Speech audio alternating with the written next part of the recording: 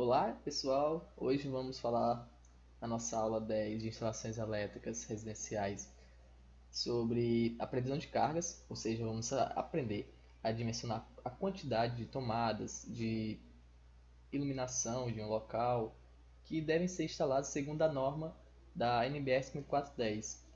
Outra coisa que iremos fazer nessa aula é aprender sobre a proteção dos condutores. Qual é o dispositivo que protege os condutores, que são os disjuntores. E por fim, a gente vai aprender também, não aprender, mas ver um projeto elétrico real, um exemplo de projeto elétrico no AutoCAD, na ferramenta que a maioria dos engenheiros, dos projetistas, dos eletrotécnicos usam para fazer o projeto de instalações elétricas, usando o diagrama unifilar. E vamos lá! Quando falamos de previsão de carga, na verdade a gente está se referindo à previsão da potência elétrica que será consumida por uma residência. E sabendo disso, a gente tem que um consumo de um equipamento ele pode ser definido como um consumo de energia ativa ou de energia reativa. A energia ativa consumida por um equipamento é aquela energia que ele transforma diretamente a energia em outro tipo de energia, como por exemplo um ventilador que transforma a energia elétrica em movimento das hélices, um chuveiro elétrico transforma a potência, a energia elétrica em calor e por aí vai. E a energia reativa. Quando um equipamento consome energia reativa, ele está fazendo, na verdade, armazenar energia em seus componentes eletrônicos, como capacitores e indutores, que é a base de maioria dos equipamentos atuais. E nisso, a gente tem que a potência elétrica do equipamento pode ser dividido na potência ativa, que é baseada na energia ativa que é consumida pelo equipamento, e pela potência reativa, que é aquela potência que o equipamento consome como energia reativa. E a soma desses dois, da potência ativa e reativa, é uma potência que engloba esses dois tipos de potência, que é a potência aparente, é a potência total no caso. E através da potência ativa, reativa e aparente, a gente pode conhecer o fator de potência, que na verdade é a razão entre a potência ativa e a potência aparente, a potência total no caso. Assim a gente pode definir o quanto eficiente um equipamento a transformação de energia vai ser naquele equipamento, ou seja, o quanto ele está utilizando de potência ativa e o quanto ele está usando de potência reativa. Por exemplo, eu tenho um equipamento com FP de 0.9, ou seja, eu estou dizendo que aquele equipamento ele está utilizando 90% da potência ativa do total daquele que ele está utilizando da rede. Ou seja, ele está armazenando ali uma porcentagem de energia reativa e está consumindo uma certa potência ativa. Quanto mais próximo do FP for de 1, for unitário, maior será o consumo de potência ativa e menor será o consumo de potência reativa. Quanto for mais próximo de zero, mais ele está utilizando uma potência reativa do que uma potência ativa. Quando é feita a previsão de cargas, primeiramente o projetista ele precisa saber qual é a área de todos os cômodos dessa casa, a área e o perímetro, em que pode ser indicado pela a largura aqui na parede e a altura, em que temos aqui uma largura de 3,25 e uma altura de 2,25 metros para a cozinha. E assim a gente vai pegando todas as áreas e perímetros desses cômodos e fazemos o cálculo para descobrir quantas tomadas, quantos pontos de luz serão instalados naqueles cômodos, como os veremos a seguir. Retiramos aqui da norma NBS 5410 os tópicos que cita a previsão de cargas para a iluminação em cada cômodo, como podemos ver aqui na seção 9.5.2.1.1, em que cita que em cada cômodo ou dependência deve ser previsto pelo menos um ponto de luz fixo no teto, comandado por interruptor. Ou seja, mesmo que o cômodo seja bem pequeno, como aqui por exemplo nessa dispensa, seja uma dimensão de 1.10 de largura e 1 de profundidade, de altura, ele deve ser previsto pelo menos um ponto de luz. Outra seção que cita a iluminação da 9.5.2.1.2 cita o quê? Que na determinação das cargas de iluminação, como alternativa à aplicação da ABNT-NBR 5413, que cita a parte de iluminação da luminosidade do local, deve ser vista também para fazer o projeto, pode ser adotado o seguinte critério, que em cômodos ou dependência com área igual ou inferior a 6 metros quadrados, deve ser prevista pelo menos uma carga mínima de 100 VA. Já estamos falando de potência. A potência aparente para aquele local, para aquele cômodo, deve ser previsto pelo menos um ponto de luz, que seria de 100 VA, e superior a 6 metros quadrados, como vimos aqui no item B, deve ser previsto pelo menos um acrescimento de 60 VA para cada 4 metros quadrados inteiros. Ou seja, quando temos uma área de pelo menos uns 5 metros quadrados, um exemplo, com esses 5 metros quadrados eu tenho que prever uma carga de 100 VA, ou seja, um ponto de luz para aquele cômodo.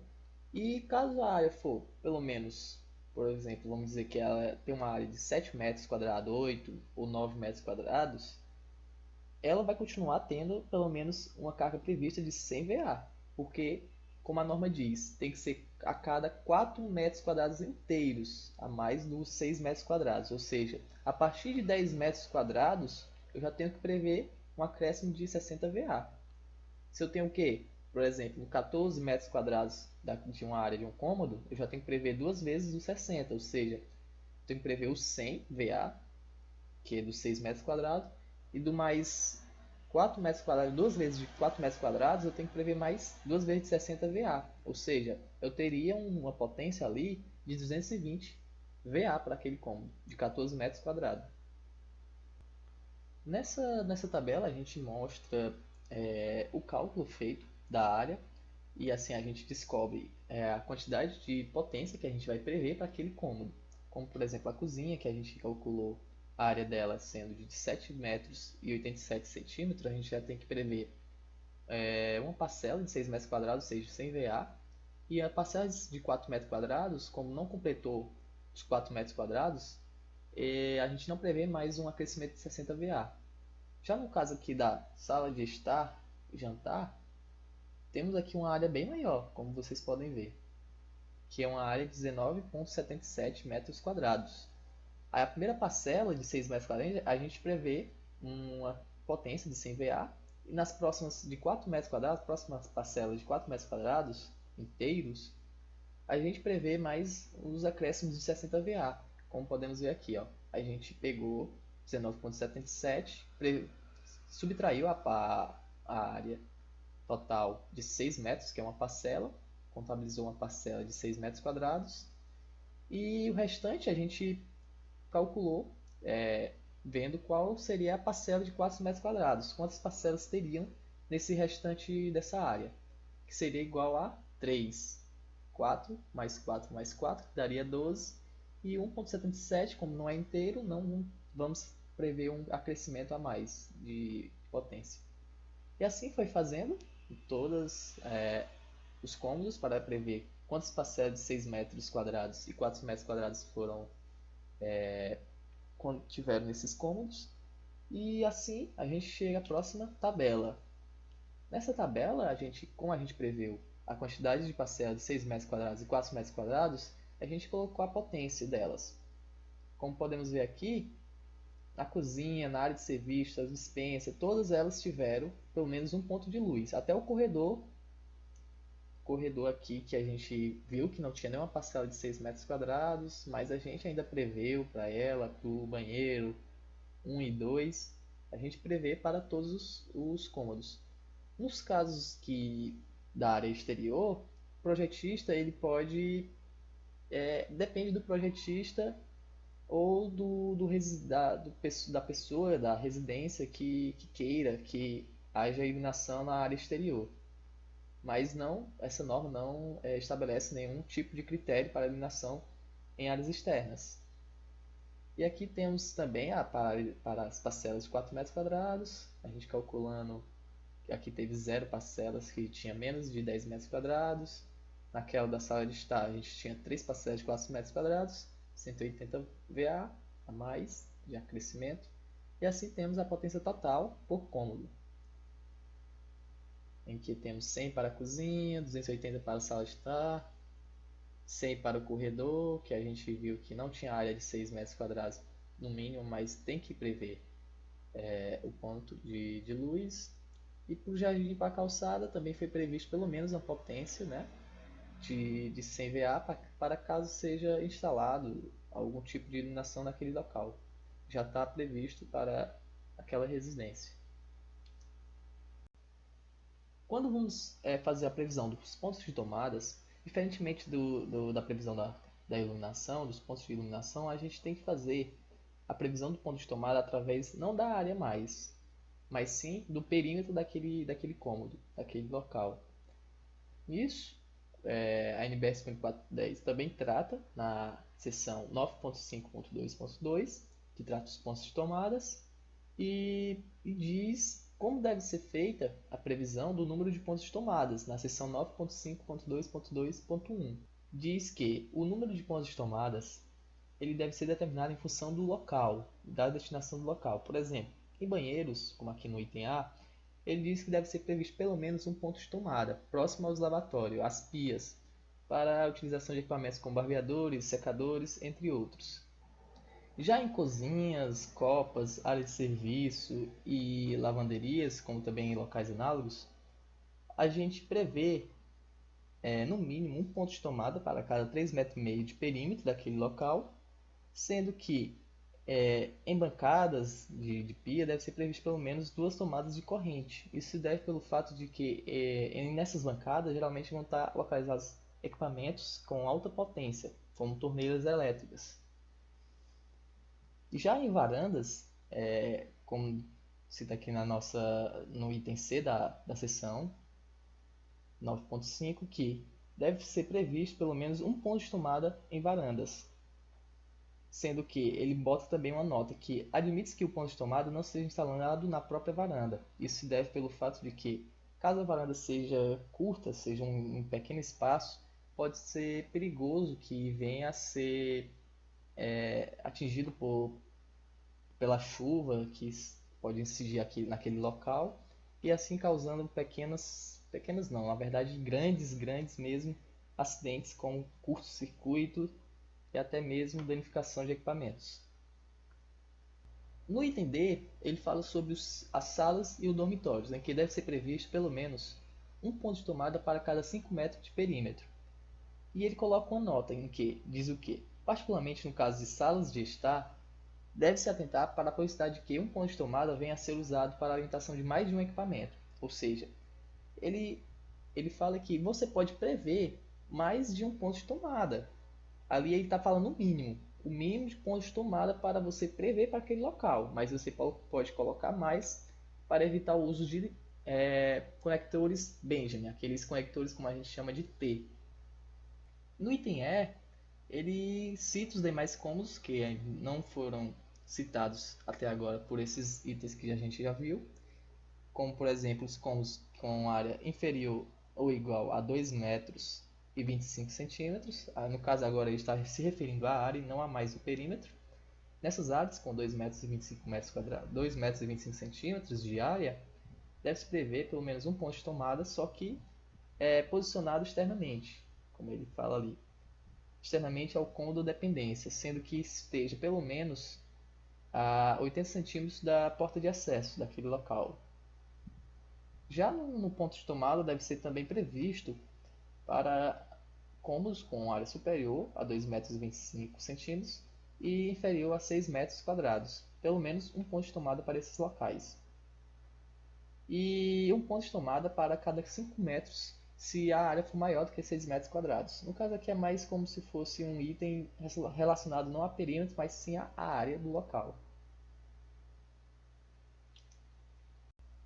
E assim a gente fez o cálculo, como mostrado nessas tabelas, do perímetro de cada cômodo, em que a gente vai fazer a projeção de quantos pontos de tomadas cada local vai ser instalado, no mínimo no caso, né? Por exemplo, na cozinha a gente tem uma largura de 2,35 metros e uma profundidade de 3,25 metros. Com isso, a gente tem um perímetro total de 11 metros e 40 centímetros. E com esse 11 metros e 40 centímetros, como no caso é uma cozinha, e segundo a NBR 5410, para cozinhas a cada 3,5 metros de perímetro deve ser previsto um ponto de tomada. Com isso, a gente tem o que? A gente só faz, como podemos ver aqui nessa parte dessa tabela, dividir 11,40, que é o total da área do perímetro daquele local, dividido pelo 3,5 de norma, que daria igual a 3,25. Arredondando, sempre arredondando para mais no caso, porque a gente deve sempre projetar um número maior de tomadas para o local, para poder prever os equipamentos que serão instalados ali. E assim a gente tem um total de tomadas para a cozinha de 4 tomadas. Para a área de serviço de forma análoga, calcula o perímetro, 12,70 de área total, de perímetro total, dividido por 3,5 por ser área de serviço, dá 3,62, arredondando 4. 4 tomadas serão previstas para aquele local. Na dispensa, a dispensa, como é um local muito pequeno, com a área bem inferior a 2,25 metros quadrados, e até mesmo inferior a 5 metros, que a norma NBR estabelece para dispensas, que deveria ser pelo menos um ponto de tomada para áreas, perímetros de 5 em 5 metros, no caso a gente pelo menos estabelece um ponto de tomada para esse local. Na sala de jantar não é nem uma cozinha, área de serviço, lavanderia, então a NBR trata com 5 metros de perímetro para um ponto de tomada ser estabelecido naquele local. E assim temos que a área total 18,30, que foi calculada, a área não, desculpa, perímetro, divide por 5, dá 3,63 e arredondando 4 tomadas naquele local, será previsto. E assim faz para todos os cômodos. Sabendo o número de tomadas que cada cômodo deve ter, a gente agora pode fazer a previsão de cargas. E isso a NBR 5410 ela trata na seção 9.5.2.2.2, em que fala sobre as potências que devem ser atribuídas aos pontos de tomadas. No caso, em banheiros, cozinhas, áreas de serviços, esses locais análogos que se utilizam de potências maiores nesses equipamentos, essa norma define que nos 3 primeiros pontos de tomadas deve ser estabelecida uma potência de 600 VA ou 600 voltamperes. E para os pontos excedentes é 100 VA.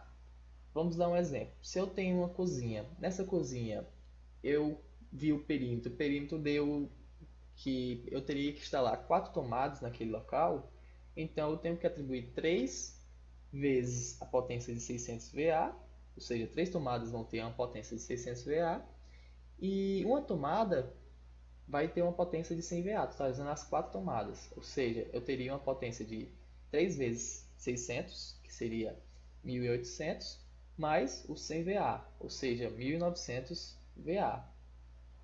No caso desse cômodos, como cozinhas, como eu falei, esses mesmos cômodos, se houver uma quantidade maior de que 6 pontos de tomadas para esses locais, deve ser atribuído nos 2 primeiros pontos uma potência de 600 VA e para os restantes uma potência de 100 VA. Já para os demais cômodos, como dormitórios, salas, esses cômodos para equipamentos com potências menores, deve ser atribuída uma potência de 100 VA para cada ponto de tomada. E assim, a gente fazendo o cálculo dos pontos tomados, do número de pontos de tomada por cômodo, a gente pode descobrir a potência de cada cômodo. Sendo que na cozinha, então a gente calculou foi 4 pontos de tomadas para o perímetro desse local, 3 pontos de tomada serão de 600 VA e o restante será de 100 VA, que seria só uma tomada de 100 VA. Para o serviço, exatamente igual. Para a dispensa, uma tomada de 100 VA, que é um cômodo que não é uma área, como uma cozinha, uma área de serviço ou uma lavanderia, locais análogos. A sala de estar da mesma forma, 4 de 100 VA. Banheiros. No caso de banheiros, eu não citei na norma, mas a NBR ela trata que Em banheiros deve ser instalado também uma tomada, no caso em cima de lavatórios, como eu falei, e essa tomada deve ser atribuída a uma potência de 600 VA, por conta dos secadores, de aquecedores, esses tipos de equipamentos que utilizam de grande potência. E o que eu ainda não falei foi sobre os ar-condicionados e os chuveiros elétricos. Quando a gente vai fazer projeto de uma residência, em quartos e banheiros, quando são previstos a instalação de ar-condicionados e chuveiros elétricos, deve ser prevista a potência através de equipamentos de fornecedores, com base nesses equipamentos, e assim pode-se calcular a potência de cada cômodo. No caso aqui, a gente utilizou um ar-condicionado no quarto 1 de uma potência de 12.000 BTUs por hora, que equivale a 3.516 watts, se a gente fosse passar para a potência elétrica. No quarto 2, dimensionamos um ar-condicionado de 9.000 BTUs, que daria uma potência elétrica de 2.637 watts. E no quarto 3, da mesma forma. No banheiro, a gente dimensionou para um dos banheiros um chuveiro elétrico de 5.500 watts, isso de acordo com o fabricante.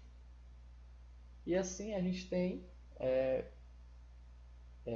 as tomadas para uso geral, o dimensionamento da potência e as tomadas de uso específico, que são de potências maiores, dimensionadas nesse quadro, nessa tabela que a gente está vendo.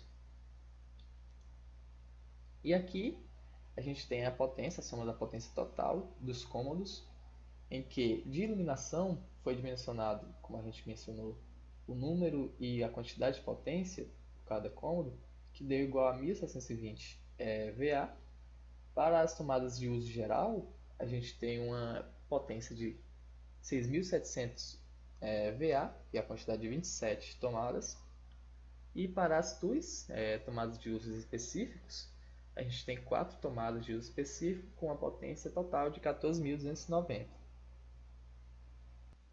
Quando realizamos a previsão de carga, a gente vê que a potência dos cômodos elas podem chegar até mais de 5.000 watts e com isso uma corrente muito alta.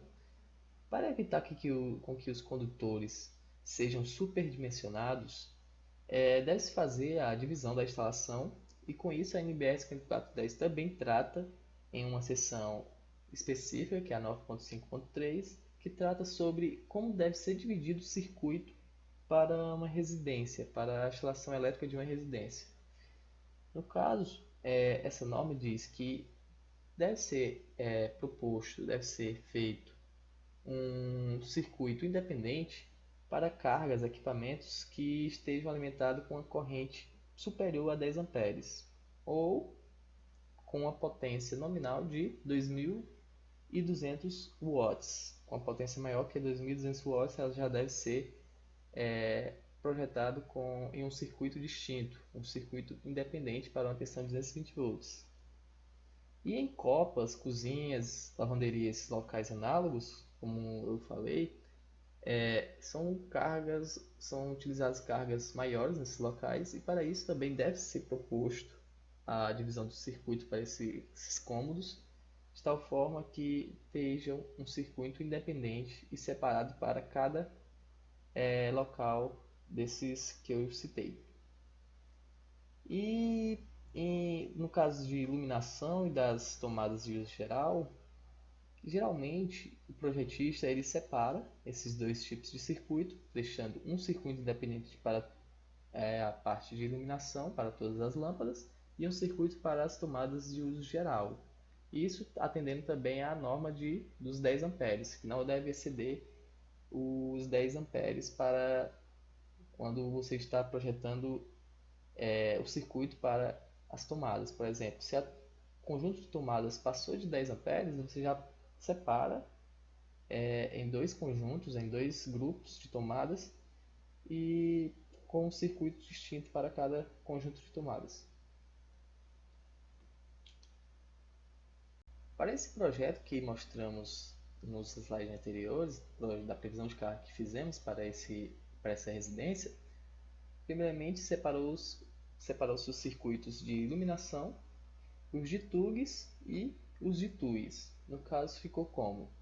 Ficou um circuito para a iluminação, um circuito para as TUGs em geral, um circuito para o chuveiro elétrico, um circuito para o ar-condicionado do quarto 1, uma por quarto 2, um ar-condicionado do quarto 2, e um circuito para o ar-condicionado do quarto 3. Esses três ar-condicionado e o chuveiro elétricos que indicam as TUIs, as tomadas de uso específico. E aí também vimos na seção que fala sobre a divisão dos circuitos que também deve ser previsto uma separação do circuito, fazer um circuito independente para cozinhas, áreas de serviços e locais análogos. E assim a gente separou mais uma vez aquelas TUGs de uso geral em outras mais dois circuitos distintos, que ficou como um para iluminação, um para as TUGs diversas, de dormitórios, de salas, e etc. Um circuito para as TUGs da cozinha, um circuito para TUGs da área de serviço, para o chuveiro elétrico, um para o ar-condicionado quarto 1 e por assim por diante. E assim a gente pegou e também separou as TUGs dos banheiros. Isso foi mais de projetista, que pode fazer essa separação do circuito para não ter esse sobredimensionamento de condutores para um circuito só. E aí ficamos com 9 circuitos para a residência que estamos fazendo a previsão de cargas. Após a divisão das potências nos distintos circuitos, como vimos, deve-se também propor obrigatoriamente que esses circuitos terminais eles sejam protegidos por um dispositivo de seccionamento que impede a condução de energia quando está submetido a sobrecorrentes, a correntes muito altas ou correntes de curtos-circuitos. Esses dispositivos eles protegem os condutores, evitando danos e até mesmo casos mais graves como os incêndios, por conta do aquecimento excessivo dos condutores quando submetidos a altas correntes. E assim, os dispositivos mais utilizados para essas proteções é o disjuntor termomagnético, que protege contra essas sobrecorrentes, e o disjuntor residual, que é um diferencial residual, que é um disjuntor que protege tanto para sobrecorrentes como também para correntes de fuga. Outro tipo de proteção é o DPS, ou dispositivo de proteção contra surtos, que ele protege contra altas tensões ou sobretensões. Aqui nós temos um quadro resumo da nossa distribuição de cargas da nossa residência, a qual fizemos o projeto, e temos o que? Temos o número do circuito aqui, o tipo do circuito, se é de iluminação, se é de tomada de uso geral ou de uso específico, a tensão que está sendo alimentado, o local ou cômodo, que é aí que vai ser conectado, vai ser ligado. Aqui foi mais um projeto de quantidade e de potência da iluminação e das tomadas de uso geral e uso específico. O total aqui, como a gente pode ver, que foi feito o fornecimento, a gente descobriu qual fornecimento seria feito, no caso foi trifásico.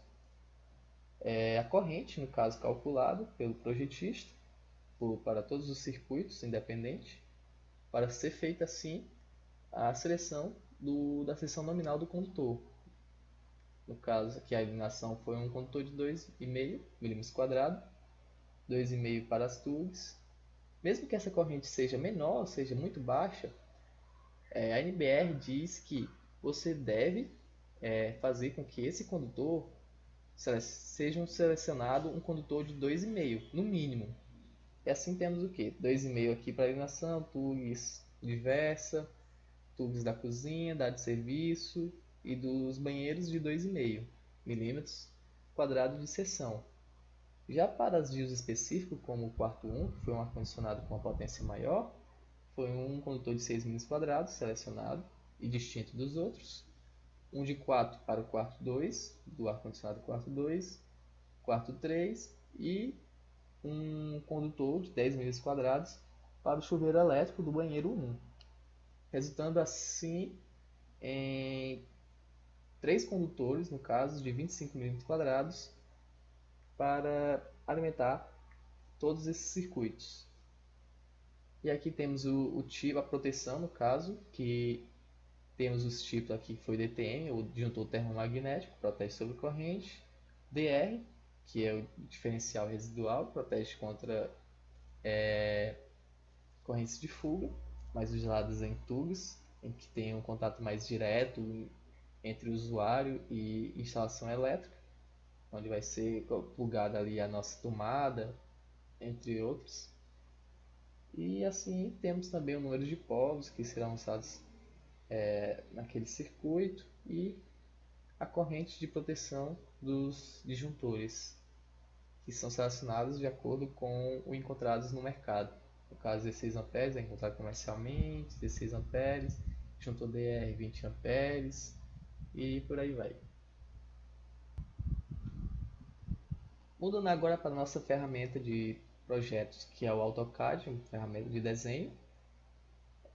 São feitos vários projetos nessa ferramenta e assim a gente vamos mostrar agora um exemplo da nossa residência aqui com os seus diagramas unifilares, em que temos o que? Do quadro de medição, que vem da concessionária, a ligação, e liga aqui nosso quadro de medição. Do nosso quadro de medição segue o condutor até nosso quadro de distribuição, em que nesse condutor vem um condutor terra, um condutor neutro, um condutor fase, outro condutor fase, mais um condutor fase, 3 condutores fase, no caso tomar sendo atendido por um sistema trifásico, e um condutor neutro com uma bitola de 25 milímetros quadrados aqui embaixo. E aqui chega no nosso quadro de distribuição, que foi o ponto ideal que projetamos para que esse quadro ficou bem no corredor dessa residência. E desse quadro de distribuição, através dos disjuntores que são projetados, disjuntores de proteção que ficam aqui no nosso quadro unifilar do nosso quadro de distribuição, onde temos o que?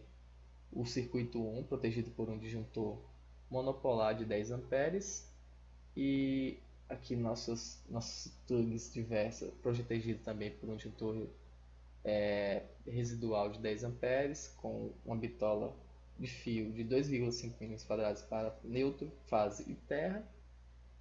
E por aí vai. Esse aqui é o nosso diagrama unifilar, em que ele também é protegido por um disjuntor de proteção geral, que é um disjuntor trifásico de 70 amperes. Bom, voltando aqui para o nosso circuito, do circuito de distribuição segue para as cargas da nossa residência, como por exemplo aqui desse eletroduto. Nesse eletroduto temos o que? Temos o circuito 1 com terra, fase e neutro, de bitola de 2,5 milímetros.